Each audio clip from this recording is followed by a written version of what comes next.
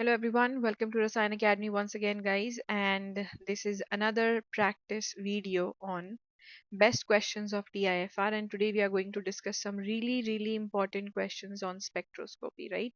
So, yes, we are going to basically talk about organic spectroscopy over here. And let's start the questions. So, try these questions by yourself and then only see the solutions. So, the first question is from TIFR 2016, a C5H12O2 compound has a strong infrared absorption at 3300 to 3400 centimeter inverse. So first note down the value. What do you infer from this? Alright, this is a IR value.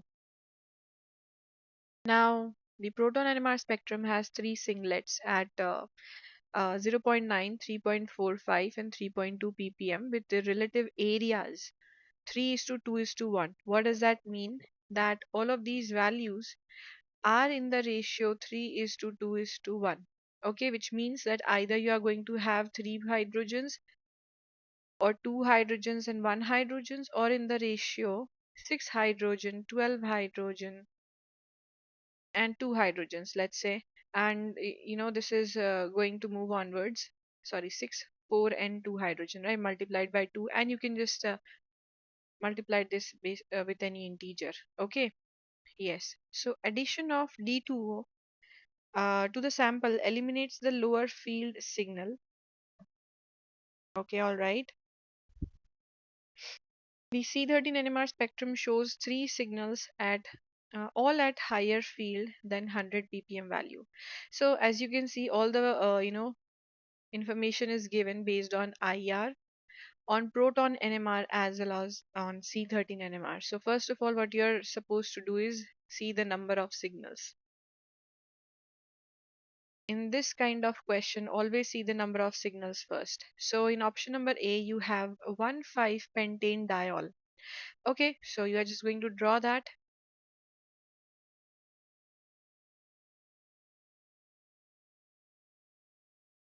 This is your 1,5-pentane diol.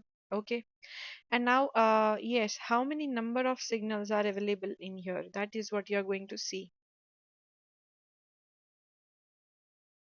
Even if you have a sigma plane, this is 1, 2, and 3. So you have three number of signals for the carbons. Shows three signals, all at higher field than 100 ppm. So this is not true. You cannot have all of them higher than 100 ppm because this is going to be around 60 to 70. Cannot be all greater than 100 ppm. All right. And let's talk about the other ones.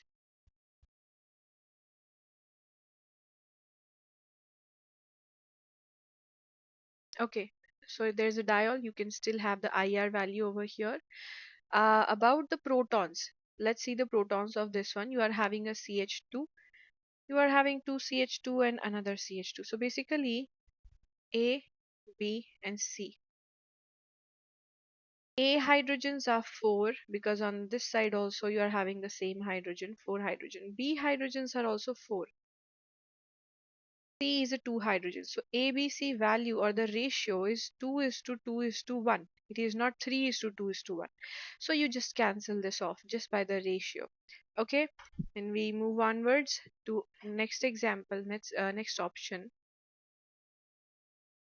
1,3-dimethoxy propane. All right.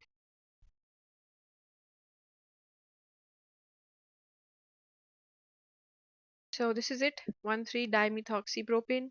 Now basically you have a CH2, another CH2, another CH2. One sigma plane, the number of hydrogens, here you are having 6 hydrogens. For the methyl, then 4 hydrogens over here, and then 2 hydrogens over here. So this is going in the ratio 3 is to 2 is to 1. But this option does not follow the IR value. You have this very strong band for the OH. You don't have an OH group, so this is wrong. About option number C, 2,2-dimethyl 1,3-propane diol. So let's draw this.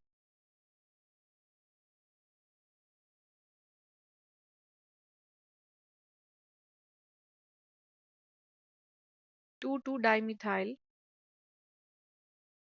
1,3 propane diol. So you have the OH band over here very well. You have two CH2s as well. You have a carbon, and then both of these are methyls. So this there's also a sigma plane. You have six hydrogens for the methyl. You have four hydrogens for the methylene, and then you have two hydrogens for the OH. And if you see, the values could be like this. The six hydrogens could be 0.9 value. The four hydrogens which are directly connected to the CH2 group and the OH. So the four hydrogens could be 3.2, as well as the two hydrogens could be 3.45. Okay, for the OH group. Now this is in the ratio 3 is to 2 is to 1. You also see that they are following the IR value. Also, D2O to the sample eliminates this OH signal because it will become OD. So absolutely C is your correct answer. Right? What about option number D over here? 2,4-pentane diol. So 2,4-pentane diol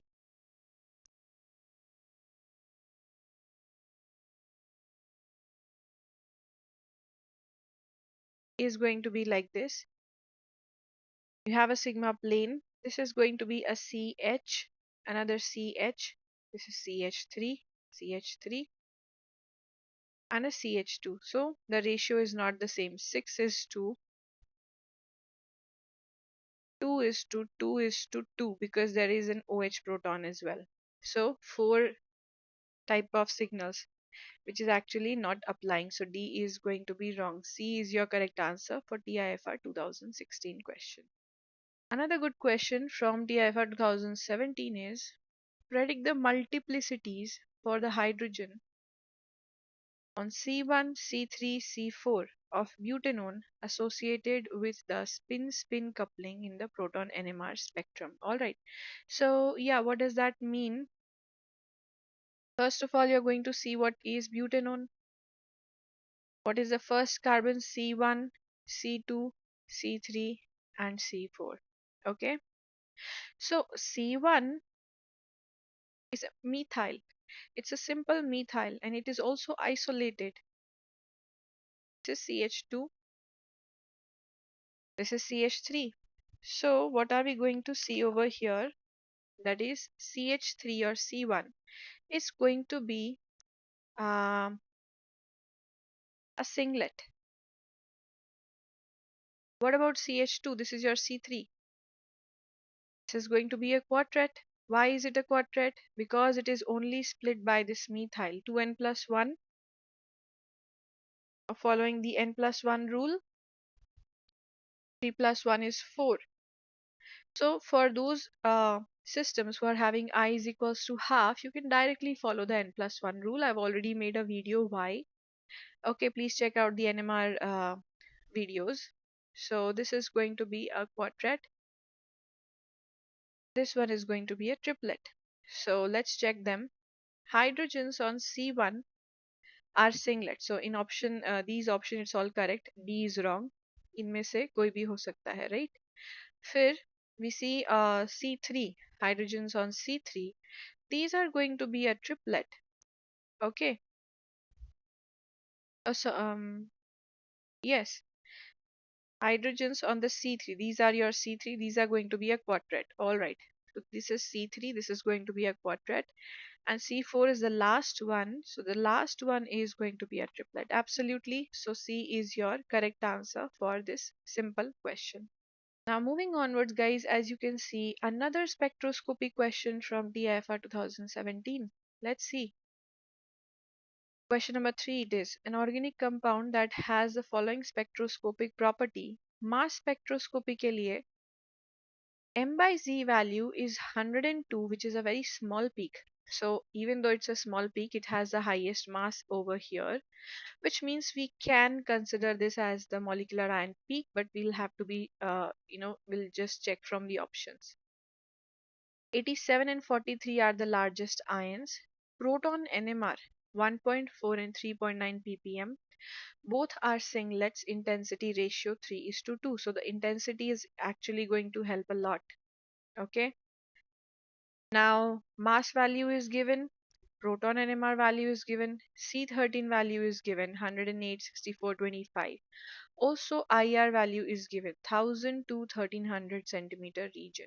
Okay, so what do we infer from that? First thing, guys, always start with the basic IR value.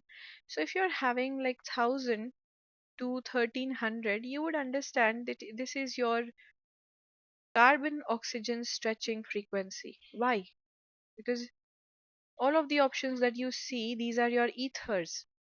So this frequency is for the ethers. All right.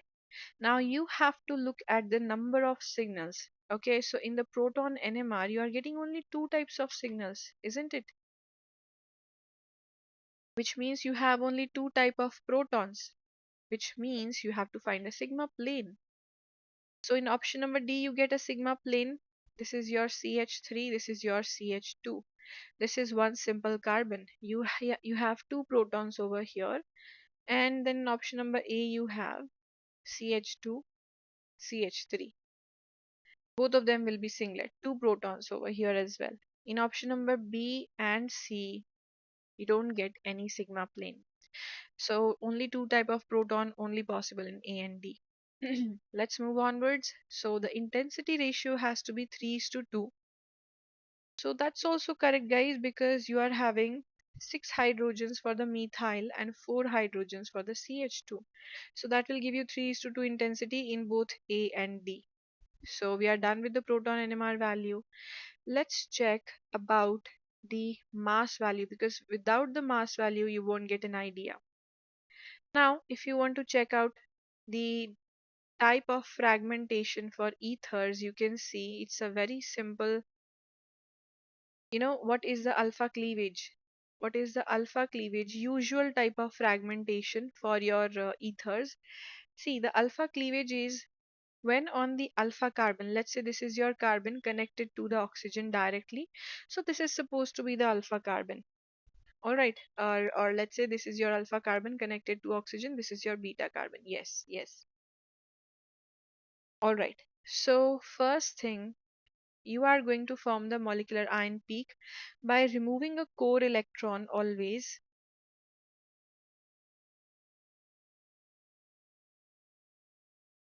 So the molecular ion peak is going to furnish a radical cation.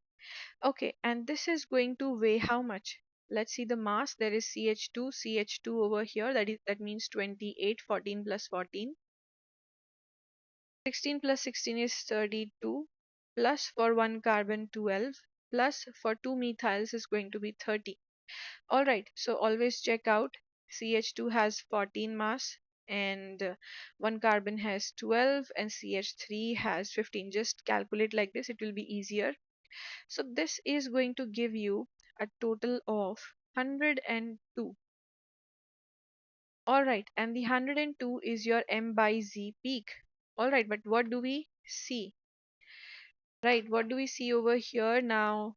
For this molecule as well as this molecule, you have the same number of carbons. So D and A both can give you 102 peak. But let's move onwards to the fragmentation. That is, this is your alpha carbon, this is your beta carbon. So if you do the alpha cleavage, what is going to result? A fragment like this. Okay, plus a CH3 radical, that is loss of, or let's say breaking of this bond over here, and oxygen with one electron, because this is already a radical cation, so one electron over here is going to push it away like this. So this is your fragment that you get, and if you see the mass of this fragment, you are getting 87. Okay, a similar type of fragmentation is not possible over here because this is a strained molecule. All right, this is a strained molecule over here, not possible. So 87 are the largest ions over here, which are formed having the highest peak basically. Let's also check the C13 NMR value. You only have three types of carbons, which is true over here. But let's look at the 108. So this one could be 64, or let's write it separately. In the mass value, even if you are getting one value, that will be all. Otherwise, if you find out the whole thing, it is going to take a lot of time, right? So this right over here is 108 because it is deshielded, connected to two oxygens like this. This carbon is connected to one oxygen. This is going to be 64. This is also 64, and the methyls are going to be 25 each, right? What about this one? So since it is a smaller ring, the ring is very small, it's not going to be 64, it's going to be much higher than that. It cannot be 64 and this cannot be 108. So that is why D option is wrong over here. Even if you have the same ratio and everything, you are going to have a very highly deshielded value. The same you can say for the proton NMR. You won't have 3.9 value for these protons as well as 1.4 for these protons. It is very strained system. It's going to be much higher than that. So D is wrong. For a simple CH2, it could be 1.4 like this. Okay. So yes. Now explaining the HNMR value as well. Let's see. This is your 1.4, 1.42 methyls, 3.9, 3.9, 2 CH2 groups over here connected to oxygen. This is how it goes. All right, so we have seen all the values. This is for ether, and your answer gives A. Another question from TIFR 2018. Now, this is a very simple question, guys. Ye dekho. For the electronic transition in the organic molecules, the expected energy ordering of the transition is. So, this is a question from the electronic spectroscopy from the UV visible, and it's a very simple question that is asking you the type of transition. So first of all, let's arrange the common transitions. Let's arrange the energy levels. So you have a pi, you have n, then you have pi star, and then you have sigma star. All right, so this is going to be your type of levels that you have. So first of all, the sigma to sigma star transition is a very, very high energy. So you are first of all going to see this has to be the highest. Okay, so you cancel out option number A and D. Then goes, yes, then goes N to sigma star. This is going to be really high and very rarely observed for your haloalkanes, right? It is N to pi star, pi to pi star is much higher as compared to n to pi star. So n to pi star is small, as you can see. Pi to pi star is higher than n to pi star. So C is your correct answer. Okay. So n to pi star is the smallest. Then comes pi to pi star. Then comes n to sigma star, and then comes sigma to sigma star. Now moving on to another very important question from the same TIFR 2018 paper. An organic compound C9H10O3 exhibited the following spectral data. IR value is given, proton NMR value is given, and let's see. Okay, so these two spectroscopic data is given. It's a very simple question, guys. 3400 and 1680. So 3400 is going to mention the OH stretching frequency. 1680 could be your carbonyl, but which type of carbonyl you are going to get? You cannot have a conjugated ester because a usual ester is 1735 to 1740, and a conjugated ester is minus 20 approximately, so 1715 to 1720. This is going to be your conjugated ester. So if you say that option number A and B could be the answer, it's absolutely wrong. Okay, yes. What about aldehyde? For a simple aldehyde, you are having a value of 1720. For a conjugated aldehyde, it's minus 20. It's going to be around 1700 or something. All right. For a simple, let's say ketone has a lower value. For a simple ketone, it's approximately 1710 to 1720. All right. And for a conjugated ketone, it's going to be 1690, something like that. So 1680 value corresponds very close to a conjugated ketone. All right. So we can say that it could be option number C or D, and we are more towards the D option because of this conjugated ketone system having even lower value. All right, we will check. So the substitution pattern is also different, and in option number C, you don't have the OH group. That makes C wrong. Guys, this is so easy. Just by the IR value, the two of these IR values, you have got the answer. Isn't it? There's no OH peak over here. This is wrong. D is your answer. But anyways, let's confirm. So the proton NMR 7.81 hydrogen doublet, J is equals to 8 Hertz. This means that when there is a ortho coupling, the J value is high. Okay, which means this is either of the two protons. And let's take the 7.8 as a higher value, more deshielded because it is toward the carbonyl, the beta to the carbonyl, right?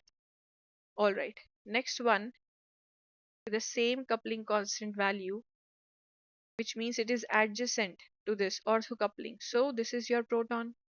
Now 6.5 is actually doing a meta coupling, but it is not mentioned over here. It's only mentioned as a singlet, which means we will understand this is isolated, or let's say somewhat away. It's not doing the ortho coupling, right? Then your um 5.8 proton is D2O exchangeable. So this is your 5.8 proton. 6.5 is going to be one hydrogen singlet. Yeah, this is it. And 3.93 hydrogen singlet. So the methoxy is 3.93 hydrogen singlet. And the methyl is 2.33 hydrogen singlet. So your answer still confirmed, option number D. Now about TIFR 2019 question. It's a very nice one, guys. Identify the organic molecule which contains 66.6% carbon, 11.1% hydrogen. An infrared spectrum of the molecule bands are observed at this frequency 1640, 1750, and this is basically observed for your CH2 stretching, methylene stretching, this one. Okay, 1715, this is going to be for your carbonyl, and let's see what is the 1640 for. In the proton NMR, three signals appeared at these values. So first of all, let's check option number 1.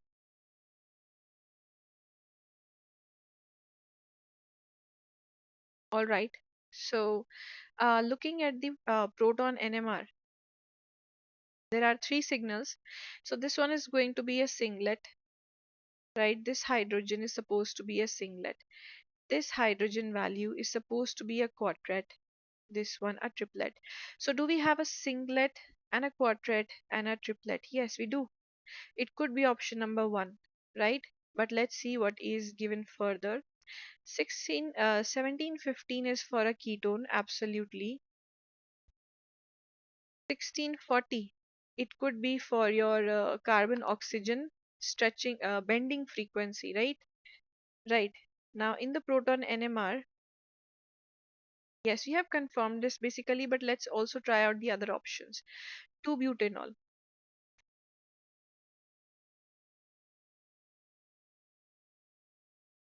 CH2, CH3.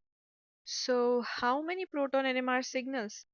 It is not going to be 3, guys, it's going to be much higher. So 1, 2, 3, 4, and 5. There will be 5 signals over here. That's wrong. 1-butanaldehyde, right? That is CHO, CH2, CH2, CH3. How many number of proton NMR signals? So guys, this is a very simple question because just by,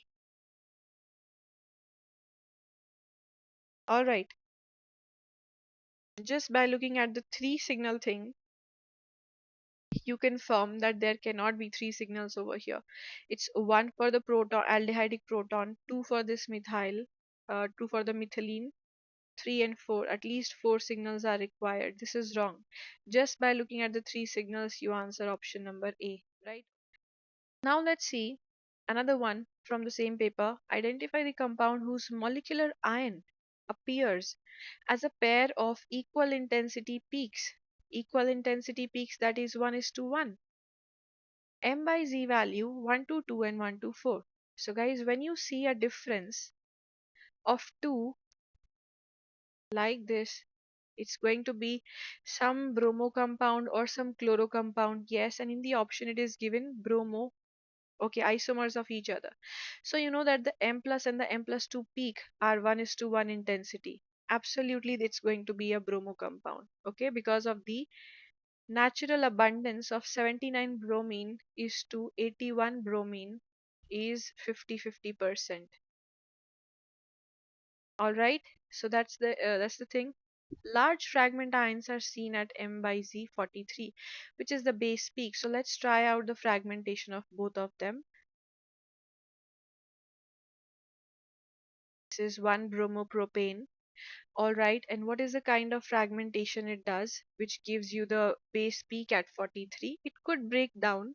Actually, first form always the molecular ion peak, and then you do the fragmentation. The heterolytic cleavage, break it from here. You are getting a bromine radical plus CH2, CH2, CH3. Once again, radical cation. So what is the mass of this? 14 plus 14 plus 15. So 28 plus 10 is 38 plus 5 is 43. So just by the removal of bromine, you are going to get 43. 2-bromopropane like this in the molecular ion peak once again is going to fragment in the same way, and it gives you, right, this is your CH3, CH3, and it gives you the same molecular ion, the same fragment. Okay, so 15 plus 15 plus 13 for the CH, that gives you 43. So they are exactly going to give you the same peak by the removal of a bromine radical and at the same mass 43, because they are isomers. So your answer is option number C. Both A and B are going to give you large fragment ions, which is going to cause the base peak because of the bromine removal. Okay, yes, and there is no M plus or M plus 2 applied over here. It is applied on the molecular ion peak, which is the total mass. Okay, so yes, we don't need to worry about these peaks over here. This is the molecular ion peak of the total mass. Now this question: in the broadband decoupled C13 Nmr spectrum, the number of signals appearing for two pyrene diols A and B are. So guys, as you can see, always whenever the number of signals are asked, always look for symmetry. Okay, when you are looking for symmetry, you'll see that there is a sigma plane passing through this molecule from here, okay, and one from here. All right, so how many number of distinct carbons? We're not talking about hydrogens, it's carbons. One carbon over here, let's name it A, then B, then C, D, and the central one, don't forget it, E. You get 5 distinct carbons which are going to be repeated on all the 4 sides. All right, now what about this option number B? In option number B, you only see one sigma plane, which means that you are going to have 1, 2, 3, 4, 5, 6, 7, 8, and don't forget the 9 and 10 in the center. So you're going to get 10 distinct carbons which are going to be repeated on the other side. Alright, so see, on the line they are going to be bisected into half, and on this side they are reflected. So you are still going to consider the ones which are bisected, right? So 5 and 10 is your correct answer, option number C. Okay, yes. So guys, this is it. These many questions we are going to do all right, in this video, and more questions are coming up on the TIFR. So if you are also liking the video, then please like, share, and subscribe, and please share it with your friends. If you are liking the channel, also please comment. Okay, and I hope that these videos are really helpful for all of you for your TIFR preparation, which is going to be there soon. And for the CSIR net and gate aspirants, guys, you can also check out these questions. They are really good. All right, I'll see you in another video. Bye everyone.